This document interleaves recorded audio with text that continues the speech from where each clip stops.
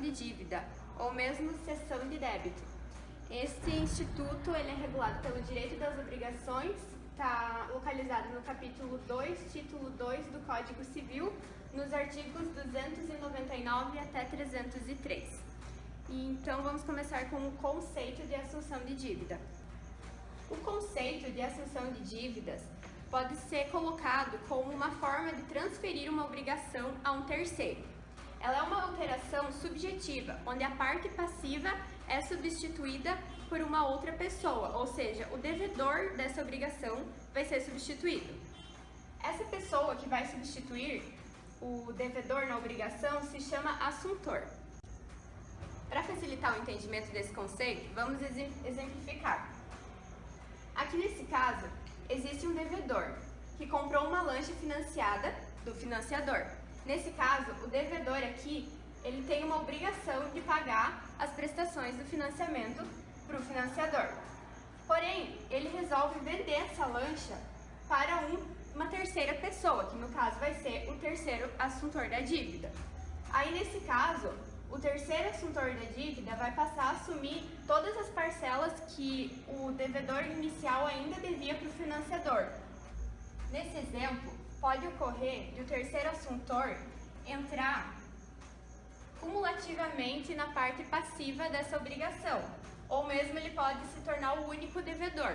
Aí, nesse caso, o devedor inicial seria excluído do polo passivo e ficaria apenas o terceiro assuntor. Um detalhe muito importante da assunção de dívida é que ela só pode ocorrer com o consentimento do credor. Sempre que o assuntor vier a figurar no polo passivo, o credor tem que estar ciente disso e concordar. E outro detalhe importante é que o assuntor ele não pode estar devendo nada para ninguém. Ele precisa ser uma pessoa solvente, ou seja, ele não pode estar em dívida com ninguém e tem que ter condições de arcar com a dívida da obrigação. Existem dois tipos de modalidades de assunção de dívida. A primeira é a expromissão. O que ocorre na expromissão é quando o terceiro assuntor realiza um contrato com o credor assumindo a dívida.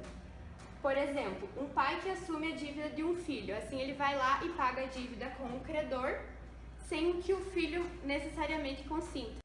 A segunda modalidade de assunção de dívida é a delegação.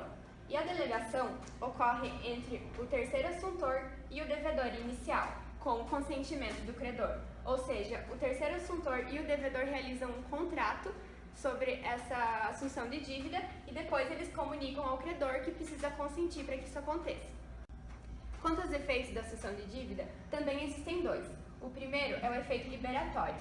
Nesse caso, o devedor inicial ele é liberado totalmente da dívida inicial, se tornando o terceiro assuntor responsável pela dívida inteira. Já o efeito cumulativo, ele faz com que no polo passivo figure o terceiro assuntor e o devedor inicial, respondendo cumulativamente pela obrigação.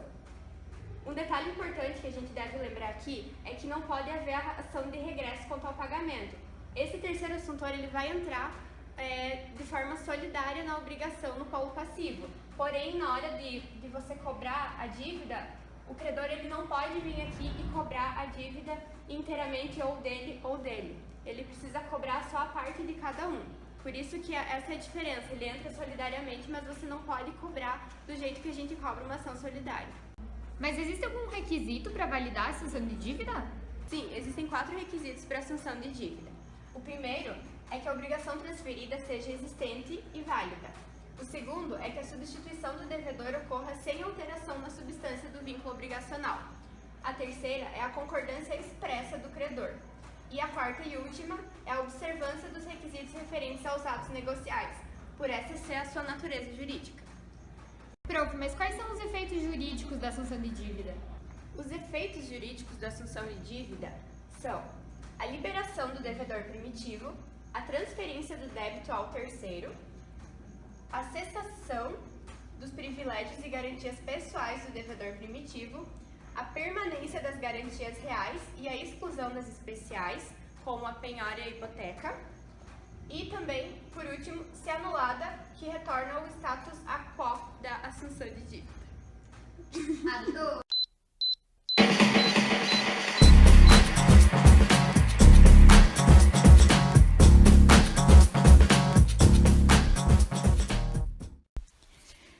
Para nos cientificarmos de que estamos craques no assunto, trouxe questões de concurso para resolvermos e reforçarmos o aprendizado. Vamos para a questão número 1. Assinale a alternativa correta. Letra A. É facultado a terceiro assumir a obrigação do devedor, mesmo sem consentimento expresso do credor. Letra B. Quando há assunção de dívida, sempre fica exonerado o devedor primitivo. Letra C. No caso em que se marque prazo ao credor para que concorde com a assunção de dívida, interpretando-se o seu silêncio como afirmativa. Letra D. O novo devedor não pode opor ao credor as exceções pessoais que compeliam ao devedor primitivo. Quem pensou e falou que a letra D acertou, visto que a letra A não pode ser, porque deve sim ter o consentimento expresso do credor. A letra B não pode ser, porque sabemos que a assunção pode ou não liberar o devedor primitivo, que isso é a opção das partes e a decisão cabe ao credor. A letra C não pode ser, porque em regra o silêncio do credor importa a recusa e não a afirmação. Então temos como correta a letra D.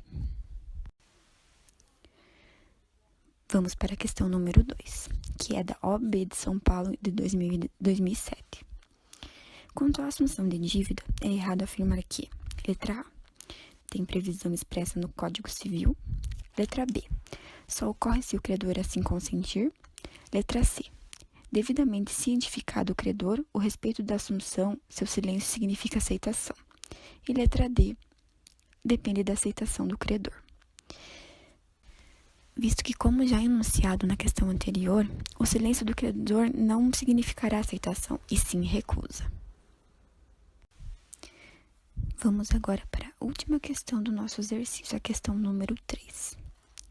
De acordo com o Código Civil Brasileiro, com relação à assunção de dívida, é correto afirmar que: letra A. O novo devedor pode opor ao credor as exceções pessoais que compeliam ao devedor primitivo.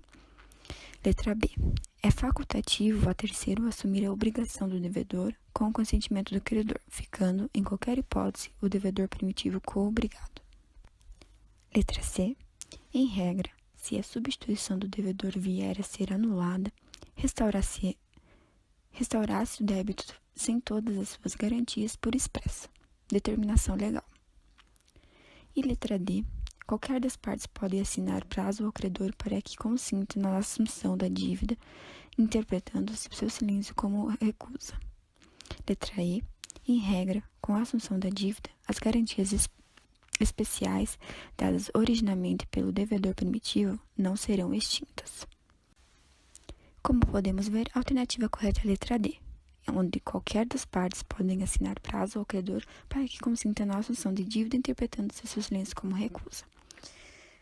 Visto que a letra A não pode ser, porque segundo o artigo 312 do Código Civil, ela não pode opor. A letra B também não pode ser a correta, porque o devedor primitivo pode ou não ser extinto da obrigação. A letra C também não está correta, porque segundo o artigo 302 do Código Civil, restaura-se com todas as garantias, exceto aquelas que foram concedidas ao terceiro ou se o devedor primitivo conhecia o vício da obrigação. E a letra E, de acordo com o artigo 300 do Código Civil, em regra, as garantias serão extintas sim.